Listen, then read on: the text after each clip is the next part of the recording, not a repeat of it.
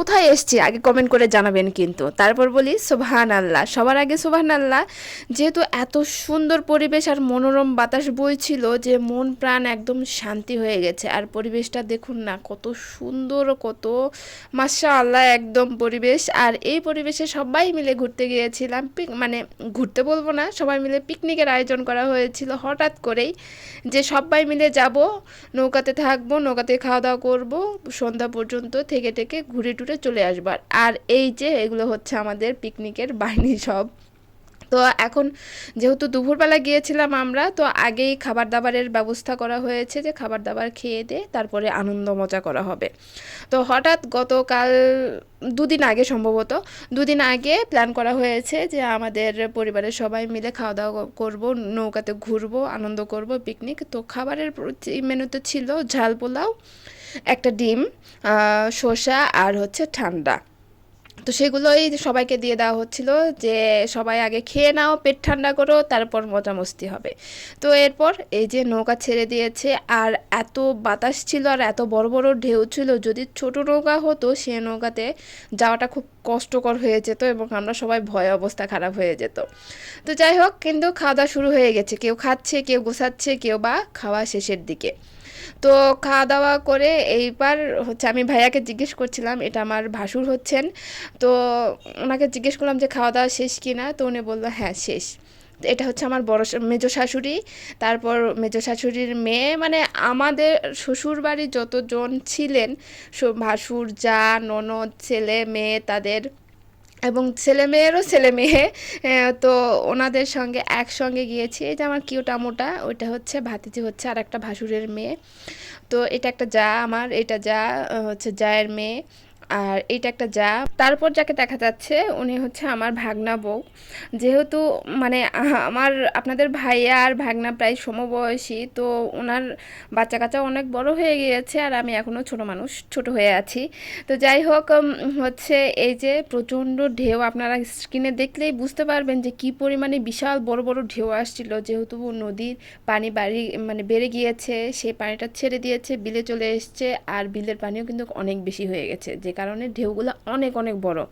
আর এখানে এই যে আমার ননদের হচ্ছে ফিলিংসটা কেমন, ওনাকে তাই জিজ্ঞেস করা হচ্ছিল। উনি অনেক মজাদার একটা মানুষ, অনেক মজা করেন, সব সময় হাসি টাসি মজা মস্তি নিয়ে থাকেন। এটা আমার ননদ, উনিও মজা বলছিল যে এটা আমার সালমান শাহ। তো যাই হোক, মজা করতে করতে কিন্তু আমরা চলে এসেছি শেখের পুকুর। ওখানে একটা সুন্দর ব্রিজ ছিল, যেটাতে দাঁড়িয়ে সবাই সেলফি নিচ্ছিল, ছবি তুলছিল, আর পাশে কয়েকটা দোকান ছিল, সেখান থেকে খাবারগুলো নেওয়া হয়েছিল, কিন্তু অনেক খাবার।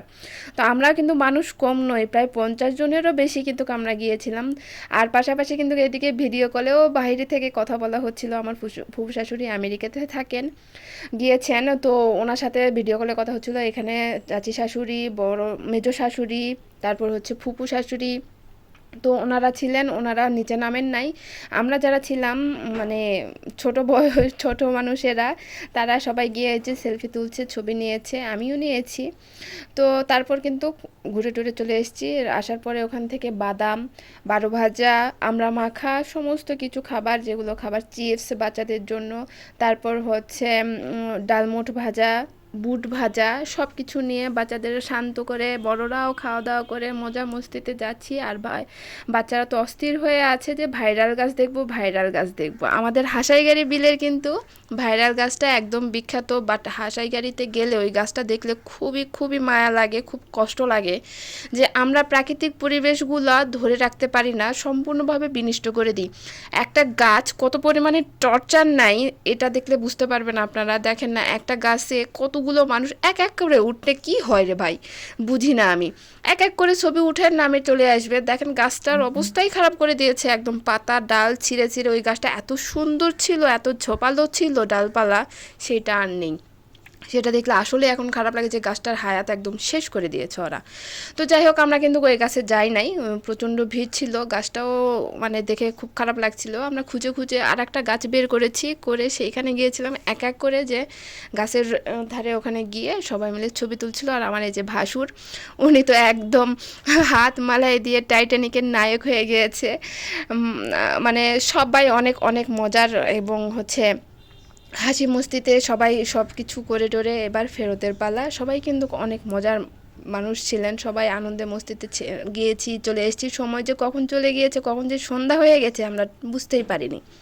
তো আসার পরে দেখলাম ওখানে জাল ফেলছে, আর এই বিলের মাছ যে কি পরিমাণে মজা, ছোট ছোট মাছ, পাঁচমিশালি মাছগুলো খুব মজা লাগে খেতে কিন্তু পেঁয়াজ দিয়ে পুরপুরি করলে। তো যাই হোক, করতে করতে কিন্তু গেছে ভাতিজি ওখানে খেলছে, মানে এমনি এমনি পানি নিচ্ছে আর ওর ফুপির গায়ে ছুঁড়ে মারছে, আর ফুপিও ভয় পেয়ে যাচ্ছে, তাতে ওই অনেক মজা পাচ্ছে। সারাদিন অনেক ভালো কেটেছে আলহামদুলিল্লাহ, অনেক মজা করেছি সবাই মিলে। এইবার বাড়ি ফেরার পালা। তো এক এক করে সবাই আমরা নেমে যাচ্ছিলাম আর পরিবেশটা দেখছিলাম। সুবহানাল্লাহ, এত সুন্দর পরিবেশ আর এত সুন্দর বাতাস ছিল গতকালকে যে বলে বোঝাতে পারবো না। আমাদের মজা দ্বিগুণ করে দিয়েছে আল্লাহ তাআলা। তো যাই হোক, ওখান থেকে কিন্তু নেমে টেমে আমরা এসেছিলাম এক ফুফু শাশুড়ির বাসায়, ওইখানে কিছু নাস্তাপাতি করা হয়েছে। তারপর চলে এসেছি দুবলহাটি বাজারে। আর এখানকার পেঁয়াজু খাবে, সবাই জেদ ধরেছে আপনাদের ভাইয়ের কাছ থেকে যে আমরা পেঁয়াজু খাবো, চা খাবো, আইসক্রিম খাবো, তোকে কিন্তু খাওয়াতেই হবে। তো যে কথা সেই কাজ, আপনাদের ভাইয়া এখানে নেমে সবার জন্য পেঁয়াজু কিনলো, আইসক্রিম কিনলো, কিনে টিনে আমরা কিন্তু এবার বাসায় ফেরত যাব। তো যাই হোক, আজকের এই ভিডিওটি কেমন লাগলো অবশ্যই কমেন্ট করে জানাবেন। লাভ লাইক দিয়ে সাথেই থাকবেন, শেয়ার করে পাশেই থাকবেন। যারা নতুন দেখছেন তারা জয়েন হয়ে যাবেন। সবাই ভালো থাকবেন, আল্লাহ হাফেজ।